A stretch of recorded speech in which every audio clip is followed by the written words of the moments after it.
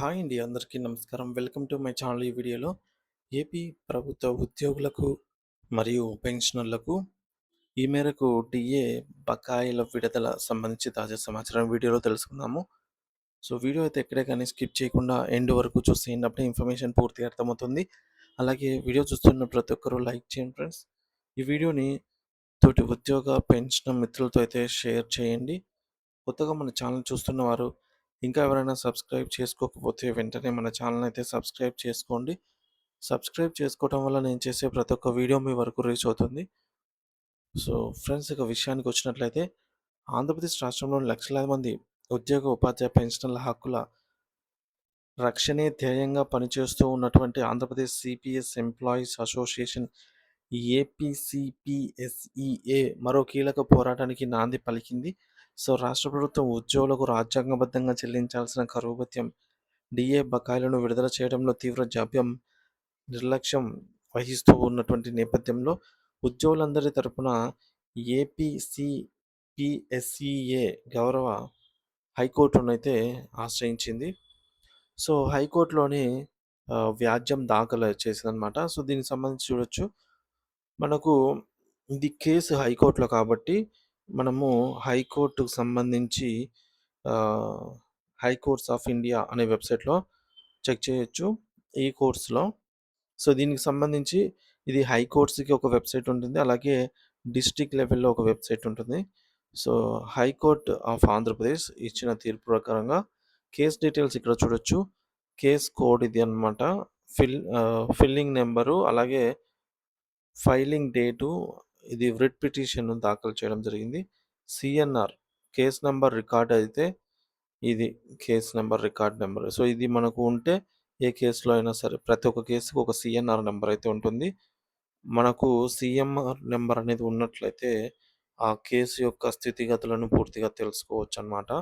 అంటే కేసు రన్నింగ్లో ఉందా, కంప్లీట్ అయిపోయిందా, వాదన తీర్పు ఏమొచ్చింది, సో నెక్స్ట్ హియరింగ్ ఎప్పుడు, ఇవన్నీ కూడా తెలుసుకోవచ్చు. సో పిటిషనర్స్ వచ్చేసి Andhra Pradesh contributory pension scheme employees association APCPSEA సంబంధించి. సో మనం ఒకసారి ఈ సిఎన్ఆర్ నెంబర్ చూసి ప్రజెంట్ స్టేటస్ అయితే చూద్దాము. సో ఇక్కడ మనకు క్లియర్గా కనిపిస్తుంది. సిఎన్ఆర్ నెంబర్ కాపీ చేసుకుందాము. సో ఫ్రెండ్స్, ఈ యొక్క సిఎన్ఆర్ నెంబర్ని అయితే కాపీ చేయడం జరిగిందనమాట. మరి ఈ యొక్క సిఎన్ఆర్ నెంబర్తో ఇక్కడ సెర్చ్ చేద్దాము. ఈ కోర్సు సర్వీసెస్ హై కోర్స్ సంబంధించి సెర్చ్ బై సిఎన్ఆర్ నెంబరు అని చెప్పేసి ఉంది. సో ఇక్కడ మనము సిఎన్ఆర్ నెంబర్ని ఎంటర్ చేసి ఇక్కడ క్యాప్చా కోడ్ను కూడా ఎంటర్ చేద్దాము. సో ఈ విధంగా మనకు హైకోర్టుకు సంబంధించి ఈ కేసు ఎక్కడ దాకా వచ్చింది, ప్రజెంట్ ఏ సిచ్యువేషన్లో ఉంది అనేది ఇక్కడ చూపిస్తుంది. సో ఇది కేస్ డీటెయిల్స్ అనేది ప్రతి ఒక్కరూ చెక్ చేయొచ్చు. మీ మొబైల్లోనే మీరు ఎవరైనా చెక్ చేయొచ్చు. So filing number, registration number రెండు వేరు ఉంటాయన్నమాట. ఇది చూడొచ్చు. Filing date, registration date August 14 file చేశారు. రిజిస్ట్రేషన్ డేటు ఆగస్టు 18 అనమాట. అయితే ఇక్కడ గమనించాల్సిన అంశం ఏంటంటే కేసు స్టేజ్ వచ్చేసి ఫర్ కౌంటర్ అని ఉంది. సో స్టేటు, డిస్ట్రిక్ట్ ఉన్నాయి. సో ఇక్కడ చూడొచ్చు ఏపీసీపీఎస్ఈఏ అడ్వకేట్ వచ్చేసి వీరికి సంబంధించి అంజనా రమ కామేశ్వరి గారండి. అంజనా రమ కామేశ్వరి గారు వాదిస్తూ ఉన్నారనమాట ఈ పిటిషన్ సంబంధించి. అలాగే రెస్పాండెంట్ అండ్ అడ్వకేట్స్ వారి యొక్క ఇక్కడ చూడొచ్చు అడ్వకేట్స్ అండ్ రెస్పాండెంట్ డీటెయిల్స్ అన్నీ కూడా. ఇక కేసు ఏమైంది అంటే section 226 so constitution of India section under 226 కింద అయితే పిటిషన్ దాఖలు చేయడం జరిగింది. సో కేటగిరీ అయితే రిట్ పిటిషను, సబ్ కేటగిరీ వచ్చేసి ఫైనాన్స్ అండ్ ప్లానింగ్ సంబంధించి మ్యాటర్స్. సో త రి రిమైనింగ్ డీటెయిల్స్ కూడా ఇక్కడ మనం చూడొచ్చు. ఇక్కడ కేస్ హిస్టరీలోకి వెళ్ళినట్టయితే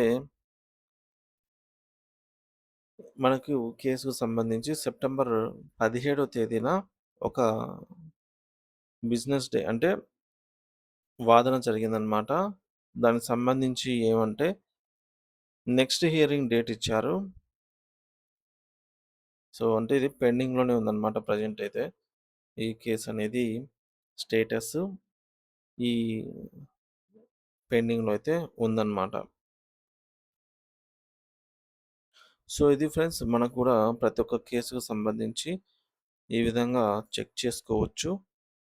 సో, ఈ పిటిషన్ ద్వారా రాష్ట్ర ప్రభుత్వం వెంటనే డీఏ బకాయిలను విడుదల చేయాలని కోరుతూ ఉపాధ్యాయుల తరపున సిపిఎస్ ఎంప్లాయీస్ అసోసియేషన్ ఆహ్, హైకోర్టులో అయితే రిట్ పిటిషన్ దాఖలు చేసింది.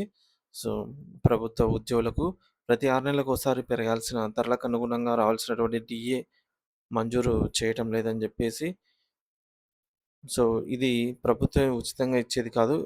డీఏ అనేది ఉద్యోగుల హక్కు అని సో, గత కొంతకాలంగా ప్రభుత్వం సకాలంలో డీఏలను ప్రకటించకపోవడం, అలాగే ప్రకటించిన డీఏలను కూడా నెలల తరబడి పెండింగ్‌లో పెడుతుండటంతో ఉద్యోగులు తీవ్ర ఆర్థిక ఇబ్బందులకు గురవుతున్నారు.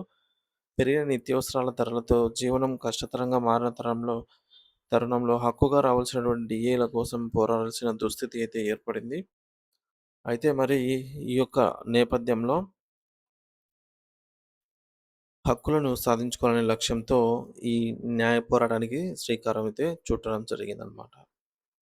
సో, ఉద్యోగుల హక్కుల కోసం పోరాటంలో ఏపీ సీపీఎస్ఈఏ ఎల్లప్పుడూ ముందుంటుంది. గతంలో చేపట్టిన కొన్ని కీలక పోరాటాలకు సంబంధించి ఇక్కడ స్క్రీన్ పైన అయితే చూడొచ్చు. సో, ఈ విధంగా విజయాలు ఉద్యోగుల సంక్షేమం పట్ల మాకున్న నిబద్ధతను తెలియజేస్తున్నాయంటూ వీరైతే చెప్పుకుంటున్నారనమాట. సో, ఉద్యోగులకు వీరిచ్చే భరోసా ఏంటంటే, పోరాటం కేవలం సిపిఎస్ ఉద్యోగుల కోసం మాత్రమే కాదు, రాష్ట్రంలోని ప్రతి ఉద్యోగ, ఉపాధ్యాయ హక్కుల కోసం ఆంధ్రప్రదేశ్ సిపిఎస్ ఎంప్లాయీస్ అసోసియేషన్ ఉద్యోగుల హక్కులు, విలువల కోసం నిరంతరం పోరాడుతూ ఉంటుందనైతే ఈ విధంగా తెలియజేశారు ఫ్రెండ్స్. ప్రెజెంట్ అయితే ఈ కేసు పెండింగ్‌లోనే ఉందన్నమాట. మరి దీనికి సంబంధించి ఏమైనా వాదనలు, ప్రతివాదనలు ఫ్యూచర్‌లో జరిగినట్లయితే దానికి సంబంధించి అప్డేట్ అయితే మనము ఈ సీఎన్ఆర్ నంబర్ ద్వారా చెక్ చేయొచ్చు. అలాగే మన ఛానల్ ద్వారా కూడా అప్డేట్ అయితే అందిస్తూనే ఉంటాను. సో, ఇది ఫ్రెండ్స్ ఇప్పటివరకున్న తాజా సమాచారము. అంటే డీఏల కోసం కేసులు వేయాల్సిన పరిస్థితి ఇది న్యాయంగా ఉద్యోగికి దక్కాల్సిన హక్కు అన్నమాట. కానీ వీటి కోసం కూడా కోర్టులకు వెళ్లి పిటిషన్ దాఖలు చేయాల్సిన పరిస్థితి నేడు నెలకొందన్నమాట.